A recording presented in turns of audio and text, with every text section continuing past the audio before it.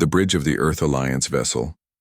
Intrepid was quiet except for the soft beeps of equipment and the low hum of the engines. Captain Susan Baker sat in her command chair, scrolling through routine reports on her tablet. The patrol along. The edge of human territory was going smoothly, too smoothly if she was honest with herself. After 15 years in space, Susan had learned that quiet shifts often preceded the most challenging moments. "Captain, I'm picking up something strange," said Officer Paul Wilson, his eyes fixed on the sensor display. "Energy signature unlike anything in our database." Susan set down her tablet and walked to the sensor station. "Show me." The screen displayed a pulsing cloud of energy readings, massive in scale and completely foreign in pattern. "Distance?" she asked. "About 6 hours at our current speed," replied Paul. Susan tapped her communication badge. "Lieutenant Greg Adams, report to the bridge." She turned to her first officer. "Mary, what do you think? Natural phenomenon?" Commander Mary Jackson shook her head. "Too structured. Those patterns look artificial." The ship's science officer, Lieutenant Greg Adams, arrived minutes later. After studying the readings, his eyes widened. "Captain, that's not just one signature. It's hundreds of them, clustered, together." Susan straightened her uniform jacket. "Set course to investigate. Yellow alert." As the Intrepid approached the source of the readings, the crew grew tense. What they found left them speechless. Floating in the emptiness of space was a fleet, an armada of alien vessels unlike anything humans had ever encountered. Over 200 ships of various sizes hung motionless against the backdrop of stars. "Are they dead in the water?" Mary asked. Greg nodded. "No engine signatures, minimal power readings. Some of these ships are massive. The largest is about 20 times the size of the Intrepid." "Life signs?" Susan asked, detecting approximately 30,000 biological signatures across the fleet, multiple species from what I can tell. Susan took a deep breath. "Open a channel, all frequencies. Universal translator at maximum." "Channel open," Paul confirmed. "This is Captain Susan Baker of the Earth Alliance vessel Intrepid. We've detected your fleet and observe you may be in distress. Do you require assistance?" For nearly a minute there was only silence. Then the main screen flickered to life. The alien that appeared had blue-gray skin, 4 eyes positioned in a diamond pattern, and what looked like fine scales covering its head instead of hair. It wore an elaborate uniform with symbols that presumably denoted high rank. "I am Admiral Zinvalix of the Galactic Confederation." The translator rendered the words in English after a slight delay. "Our situation is difficult." Susan noticed how the alien's upper eyes narrowed, as if admitting this caused physical pain. "We encountered an uncharted spatial anomaly 3 cycles ago. It drained our primary power systems. Our quantum drives are inoperable.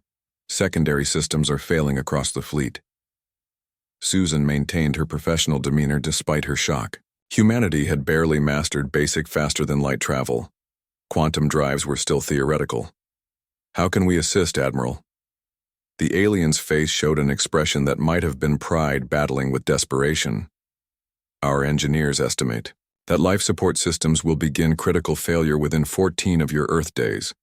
We have already lost power on 3 smaller vessels and consolidated personnel. The situation is..." The alien paused. "Dire." Susan nodded. "We'll do everything we can. Would you permit our chief engineer to examine your systems?" After a reluctant agreement from the Admiral, Susan dispatched a shuttle carrying Chief Engineer Alan Garcia and a team of specialists to the Confederation command ship. Back on the bridge, Susan called an emergency meeting with her senior staff. "What are we dealing with?" she asked when they assembled in the conference room. Alan's face appeared on the screen, broadcasting from the alien vessel. "Captain, their technology is incredible. Their power systems work on principles we've only theorized about. The good news is we understand the basics. The bad news is we can't directly repair their systems with our technology." "So what can we do?" Susan asked. Alan's face lit up with the expression Susan had seen many times before. the look of an engineer who had found a creative solution to an impossible problem. We can't fix their tech, but we might be able to jury-rig our systems to theirs. Give them enough power to restart their own repairs and critical systems. Mary frowned. For 200 ships? We'd need resources we don't have. We'll call for help, Susan decided. Every available ship in the sector. Over the next 48 hours, the scope of the challenge became clear. The alien fleet was stranded, their highly advanced technology rendered useless by the spatial anomaly. Despite their obvious technological superiority, they were completely dependent on human help. Susan established a temporary headquarters on the alien command ship. There, she met with Admiral Zin Valox in what had once been a grand meeting room, now lit only by emergency lighting and human portable lamps. Our civilizations have never formally met, Susan said. Yet here we are. The Admiral's 4 eyes studied her. The Confederation has observed Earth from a distance. Your species is young, resourceful but primitive by our standards.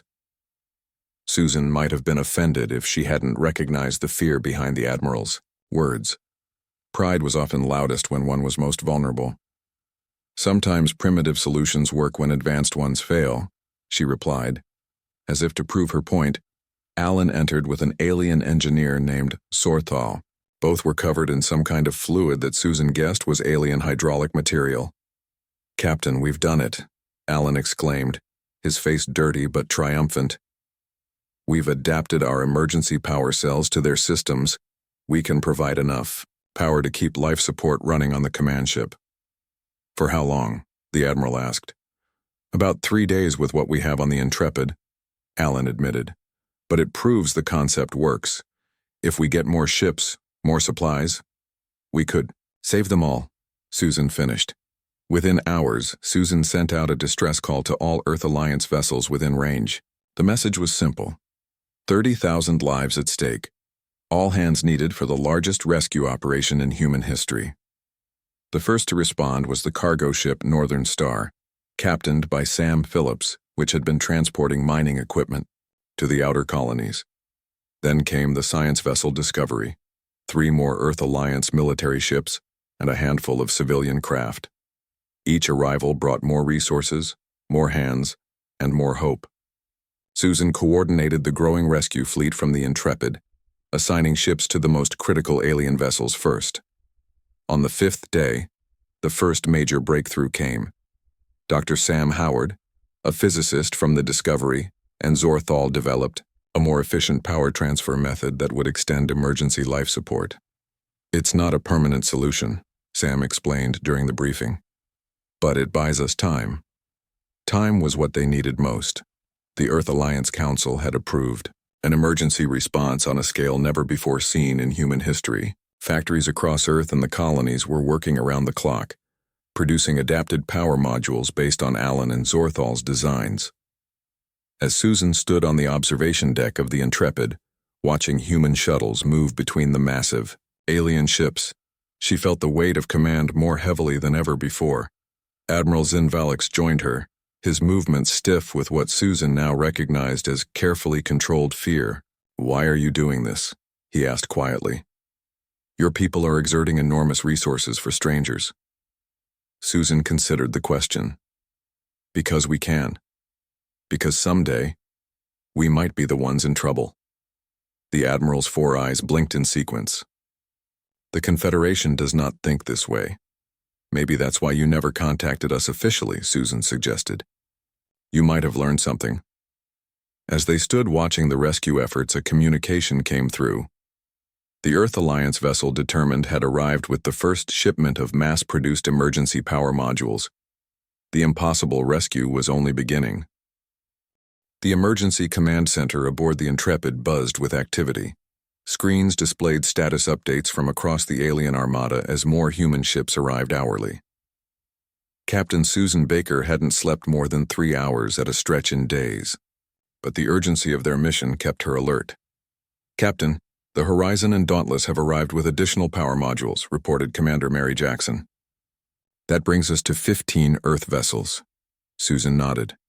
"Assign them to the southern quadrant of the fleet." Those ships reported critical life support levels yesterday. On the main screen, a map showed the positions of all 200 alien vessels, color-coded by urgency. Too many were flashing red. Chief Engineer Alan Garcia entered the command center, his uniform stained with various fluids and his eyes bloodshot from lack of sleep. Behind him followed the alien engineer Zorthal, whose gray-blue skin looked paler than when they had first met. "Progress report?" Susan asked. "We've stabilized 27 ships," Alan said. "But we're learning that different classes of Confederation vessels require different solutions." Zorthal stepped forward. "The battlecruisers have redundant systems that make adaptation easier. The civilian transports are more problematic." Mary frowned. "Wait, battlecruisers? I thought this was a scientific expedition." An uncomfortable silence filled the room as Zorthal and Susan exchanged glances. "The Confederation maintains defensive capabilities in all its fleet groups," Zorthal explained carefully. Susan changed the subject. "What about the life support problems Dr. Howard mentioned?" Alan ran a hand through his messy hair. "That's actually why we're here. The atmospheric compositions needed by some species are degrading faster than others. Dr. Catherine Walsh from the Discovery says we have a serious problem." In the ship's laboratory, Dr. Catherine Walsh moved between workstations with quick, efficient steps. Samples from various alien ships were being analyzed by her team. When Susan entered, Catherine looked up from her microscope. "Captain, we've identified 3 distinct species whose environmental needs are approaching critical thresholds," she explained, pointing to data charts on her screen. "Their biology requires atmospheric elements that are breaking down rapidly due to the power failures." "How long do they have?" Susan asked. 36 hours, maybe less." Catherine's expression was grave. "And we don't have compatible substitutes for some of their atmospheric components." Susan tapped her communication. "Badge, this is Captain Baker. I need all available transport shuttles to report to Bay 3 for emergency evacuation preparations." As word of the crisis spread, the rescue operation grew. Earth Alliance headquarters dispatched every available vessel. Even civilian ships volunteered, rerouting from their scheduled journeys. Back on Earth, factories worked around the clock producing emergency power modules based on Alan and Zorthal's designs. Military transport ships ferried the modules to the stranded fleet, breaking speed records in the process. Meanwhile, Cultural Officer Patricia Smith faced a different challenge. The proud aliens struggled with accepting human help. In a cramped meeting room aboard the alien command ship, Patricia sat across from several Confederation officers. "Our crew members report that your engineers are modifying our systems without proper protocols," said Subcommander Veltor, his 4 eyes narrowed with suspicion. Patricia chose her words carefully. "Our methods may appear unorthodox, but they're effective. Every minute spent on protocol is life support lost." "The Confederation has standards," insisted another officer. "These primitive solutions are undignified." Patricia leaned forward. "With all respect, dignity won't matter if your people don't survive. Our engineers are doing their best with limited time and resources." The aliens exchanged glances in what Patricia now recognized as silent communication.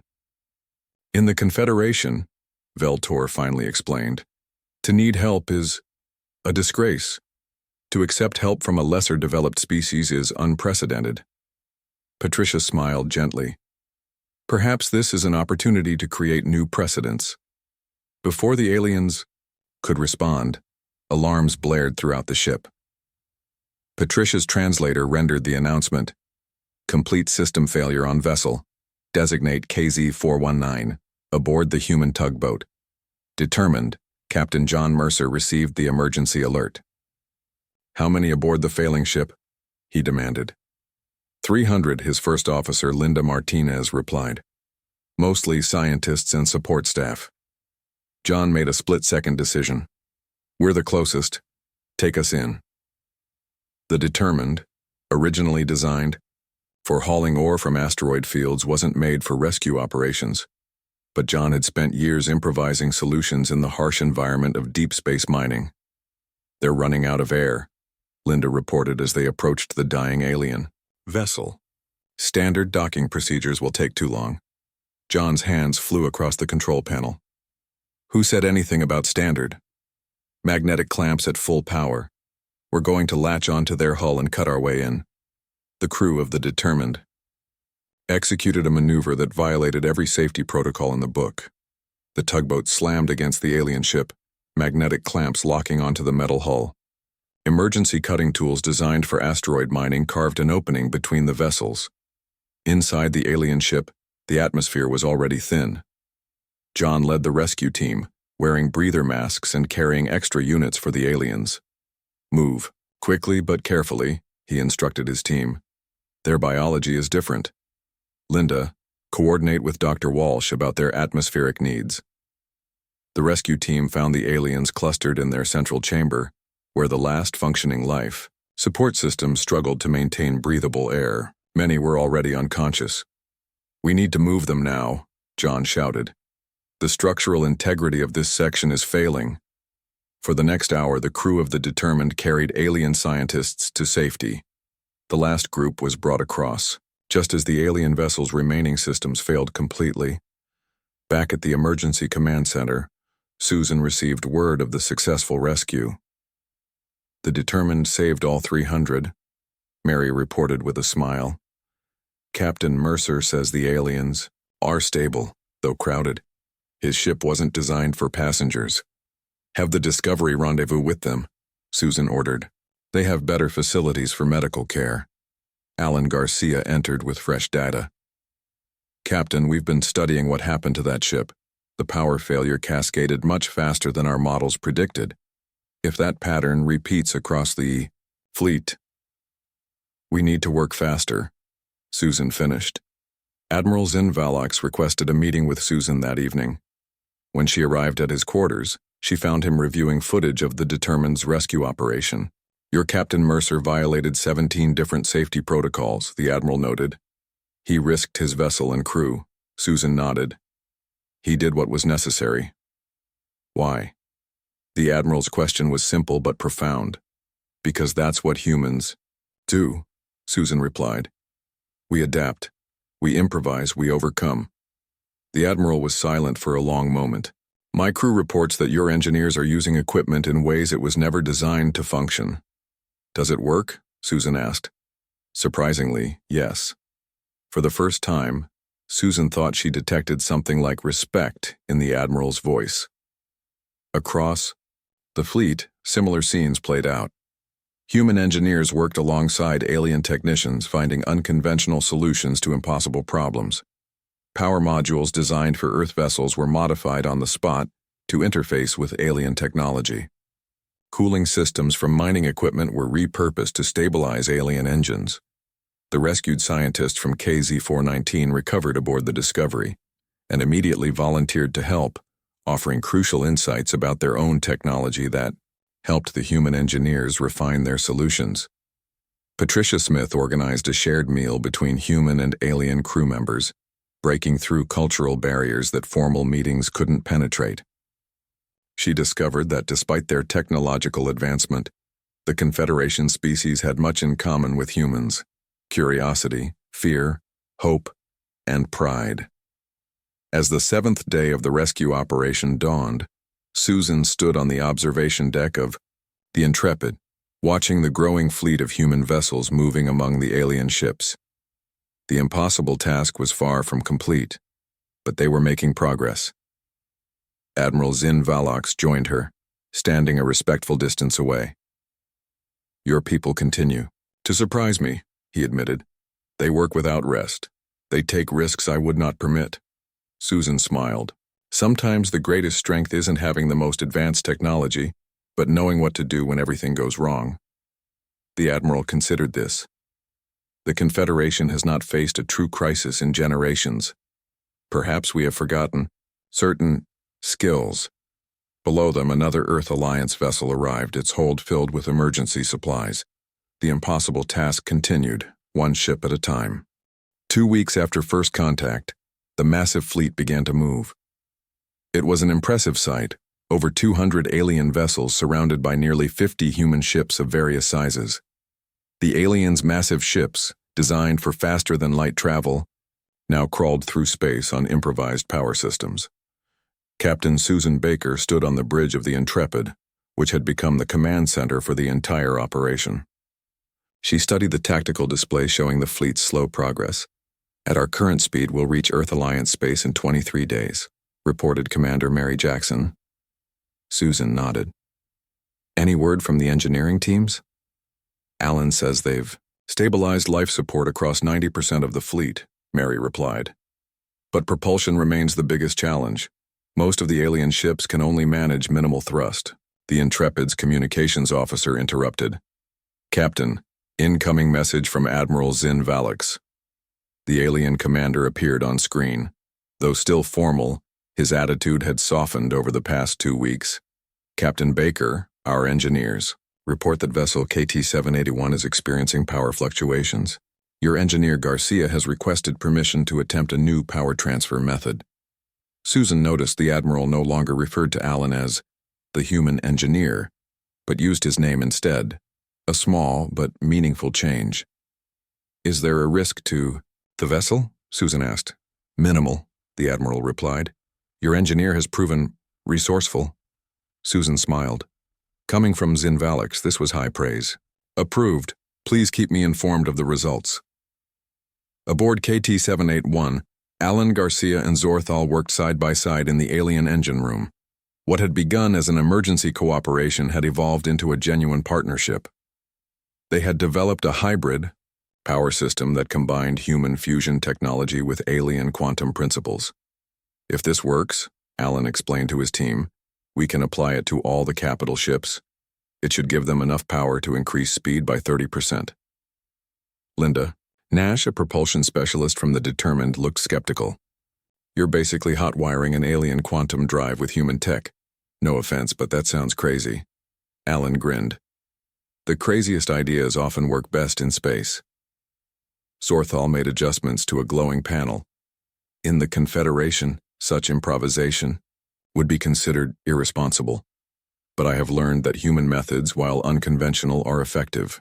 The team worked for hours, connecting systems that were never designed to interact. When they finally activated the hybrid power system, the alien vessel hummed with renewed energy. Zorthal's eyes widened as he read the alien diagnostics. "It works. Main propulsion at 42% capacity, better than we anticipated." Alan's team cheered. One small victory among many needed, but progress nonetheless. Back on the Intrepid, Cultural Officer Patricia Smith organized the first formal cultural exchange. The ship's mess hall had been transformed with displays showing both Earth and Confederation worlds. Food from both cultures was available, though careful analysis by Dr. Catherine Walsh had been necessary to ensure compatibility. Patricia watched with satisfaction as humans and aliens mingled cautiously at first, then with growing comfort. She approached a group where a young human engineer was demonstrating a simple card trick to 3 fascinated aliens. "The cards are just paper," the alien scientist named Torleth observed. "Yet you create illusion through manual dexterity rather than technology." The engineer laughed.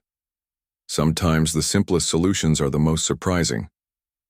Patricia noticed that Admiral Zin Valix stood apart from the gathering, observing from a distance. She approached him with a small plate of Earth foods deemed safe for his consumption.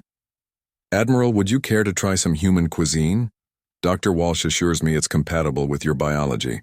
The Admiral regarded the offering with a mixture of curiosity and caution. "Your species is remarkably adaptable, Officer Smith. 2 weeks ago we had never officially met. Now you understand enough about our biology to feed us." Patricia smiled. "Necessity drives quick learning, but I've found our species have more in common than differences." The Admiral selected something from the plate and carefully tasted it. His expression remained neutral, but he didn't reject the food. "Perhaps," he conceded. In a quiet corner of the Intrepid, Lieutenant Ryan Davis reviewed sensor data from the initial encounter with the alien fleet. As security officer, it was his job to look for potential threats, and something had been bothering him since they discovered the Armada. The spatial anomaly that disabled the alien fleet had left trace energy signatures that Ryan couldn't identify. He compared them against the Intrepid's database but found no matches. What troubled him most was the pattern, too regular, too precise to be natural. Ryan compiled his findings and requested a private meeting with Captain Baker. In her ready room, he presented his concerns. "Captain, I believe the spatial anomaly that disabled the Confederation fleet may not have been a natural phenomenon." Susan frowned. "You think it was artificial? Created deliberately?" "The energy signature shows patterns consistent with designed systems, not random space phenomena," Ryan explained. "And the way it specifically targeted their power systems while leaving structural components intact, it's too precise." Susan considered this information carefully. "Who would have the technology to disable a fleet this advanced? We certainly don't." "That's what concerns me," Ryan replied. "Either there's another player out there with technology far beyond ours, or what? Or the Confederation knows more about what happened than they're telling us." Susan thought about Admiral Zin Valax and their growing, if cautious, trust. "Keep investigating, but keep this between us for now. If there's a third party involved, I want to know about it before we bring this fleet to Earth's doorstep." As the combined fleet continued its slow journey, Earth's media broadcast news of the mission throughout human space. The unprecedented rescue operation had captured the public imagination. Some hailed it as humanity's finest moment. First contact made not through warfare or cautious diplomacy, but through compassion and ingenuity. Others voiced concerns. Senator Harold Kelly appeared on view screens across Earth colonies. "We're bringing an alien armada to our home system. Yes, they're disabled now, but what happens when we fix their ships? We know nothing about their intentions." The debates raged as the fleet inched closer to Earth. Mid-journey, the hybrid power system that Allen and Zorthal had developed was successfully implemented on 30 major vessels, increasing the fleet's overall speed. What had been a 23-day journey was reduced to 18. With each passing day, interactions between humans and the various alien species grew less formal. Working together to solve immediate problems had created bonds that transcended cultural differences. In the Intrepid's observation lounge, Susan found Admiral Zin Valax staring out at the fleet spread across space before them. "Your people have accomplished more than I believed possible," he said without turning.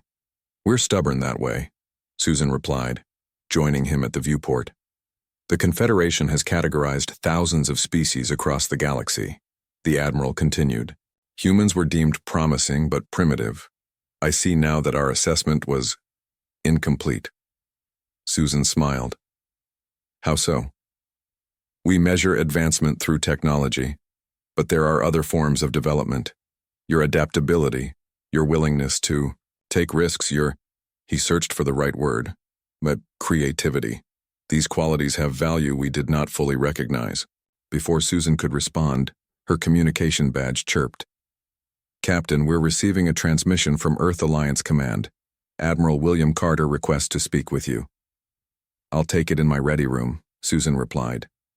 "To Zin Valax," she said. "Duty calls." The Admiral nodded. "Captain Baker, regardless of what happens when we reach your territory, remember this. You have earned the respect of the Confederation. That is rare." As Susan headed to her ready room, she wondered what reception awaited them at the edges of Earth Alliance space. They were bringing home not just the largest alien fleet humans had ever encountered, but also questions, mysteries, and possibilities that would change humanity's place in the galaxy forever. The long journey home continued, but it was really just the beginning. After 18 days of travel, the combined fleet reached the outer boundary of Earth Alliance space. Captain Susan Baker stood on the bridge of the Intrepid, watching as a delegation of Earth ships approached to meet them. "Captain, we're being hailed by the Vanguard," reported Officer Paul Wilson. "Ambassador Richard Winters is requesting to speak with you." Susan straightened her uniform. On screen, the diplomatic vessel's insignia appeared, followed by the face of Ambassador Winters, a man with silver hair and calm eyes that had negotiated dozens of interstellar treaties. Captain Baker, congratulations on the most remarkable rescue mission in human history, the ambassador said with a warm smile. Earth has been following your progress with great interest. Thank you, Ambassador. It's been a team effort involving every ship in the fleet. Ambassador Winters nodded. I've been briefed on the situation. We've prepared facilities on Jupiter Station to accommodate our visitors while repairs continue. He lowered his voice slightly. I'd like to meet with you and Admiral Zin Valox privately once we reach the station. Susan detected something in his tone that suggested more than a formal greeting. Of course, Ambassador. For 3 days, the Brime fleet navigated through the solar system toward Jupiter Station, Earth's largest deep space facility. Human citizens gathered at viewports on colonies and space stations throughout the system, watching in awe as the massive alien ships passed by, escorted by their human rescuers. Upon docking at Jupiter Station, Susan met with Admiral Zin Valox to escort him to the meeting with Ambassador Winters. Your people have been most welcoming, the Admiral noted as they walked through the busy corridors. I had expected more suspicion, Susan smiled. Don't worry, there's plenty of that too, but right now curiosity is winning over caution. Ambassador Winters welcomed them to a secure conference room with a spectacular view of Jupiter's swirling clouds. After brief introductions, he got straight to the point. Admiral, we're honored to provide assistance to the Confederation fleet. However, our intelligence services have raised some concerns that I feel we must address openly. The Admiral's 4 eyes narrowed slightly. What concerns? Ambassador Winters activated a holographic display showing energy readings. These are scans of the spatial anomaly that disabled your fleet, taken by Captain Baker's science team. Our analysts believe this was not a natural phenomenon. Susan watched the Admiral carefully. His upper right eye twitched. A reaction she had learned indicated surprise or discomfort. That is a serious claim, Zin Valox said carefully. It gets more interesting, the ambassador continued. Dr. Catherine Walsh has been analyzing biological samples from your injured crew members. She found unusual energy signatures in their cellular structure, consistent with a controlled energy pulse rather than random exposure. Susan hadn't been aware of this development. She looked at the Admiral, whose posture had become rigid. What are you suggesting, Ambassador? The Admiral asked. I'm not suggesting anything, Admiral. I'm simply presenting facts and hoping you might help us understand them. The tension in the room was broken by an urgent communication. Ambassador, Captain, we have a situation in Docking Bay 7. Security is requesting your presence immediately. At the docking bay, they found Lieutenant Ryan Davis and his security team surrounding 3 alien officers. The aliens were from Zin Valox's command ship but wore insignia Susan didn't recognize. What's happening here? Susan demanded. Ryan stepped forward. Captain, we caught these officers attempting to access our defense network. When questioned, they became uncooperative. Admiral Zin Valox addressed the aliens in their native language, a series of clicking sounds that Susan's translator couldn't fully process. The exchange became heated. Finally, one of the alien officers spoke in heavily accented English. The Admiral is not aware of all aspects of our mission. He was not meant to be. Ambassador Winters stepped forward. Perhaps we should continue this discussion in a more private setting. In a secure conference room, the truth began to emerge. Under questioning, the alien officer named Krevmore revealed what many had begun to suspect. The stranded Armada was a reconnaissance mission, he admitted. We were sent to evaluate Earth's technological capabilities and defenses. Susan felt a wave of disappointment wash over her. The distress was fake? A ruse to get us to reveal our technology? No, Krevmore clarified. The plan was to appear vulnerable, receive minimal assistance, gather intelligence, and report back. The power failure was supposed to be controlled, enough to require help, but not to endanger our fleet. But something went wrong, Susan guessed. Krevmore nodded. The energy dampening system we used to simulate distress malfunctioned. It caused a cascade failure across our power grid, a real emergency, not the staged one we had planned. Susan turned to Admiral Zin Valox, who stood rigid with shock and anger. You didn't know? I was selected for this mission because of my documented resistance to alien contact, the Admiral said bitterly. My superiors believed my natural distrust of other species would make the deception more convincing. I was told we encountered a natural phenomenon. I was never informed. His voice faltered, that we engineered our own disaster. Ambassador Winters studied the Admiral carefully. So your own government manipulated you, endangered your fleet, and nearly caused a catastrophe, all to spy on us? The High Command has grown paranoid, Zin Valix admitted. Rumors of emerging species with unusual abilities have made them cautious. They feared humans might possess qualities that threatened Confederation dominance. And do we? Susan asked quietly. The Admiral looked at her directly. Yes, but not in the way they imagined. Your adaptability, your willingness to help even potential enemies, these are powers my people have forgotten. The revelations didn't end there. Later that evening, Sorthal approached Susan and Alan as they discussed repair plans in the station's engineering section. There is something else you should know, the alien engineer said, looking around to ensure they weren't overheard. Not everyone in the fleet supports the High Command's actions. Many of us believe the Confederation has become stagnant, ruled by tradition rather than innovation. You're saying there are dissidents in your ranks? Alan asked. Sorthal's expression was solemn. We prefer reformists. For generations, the Confederation has maintained power through technological superiority.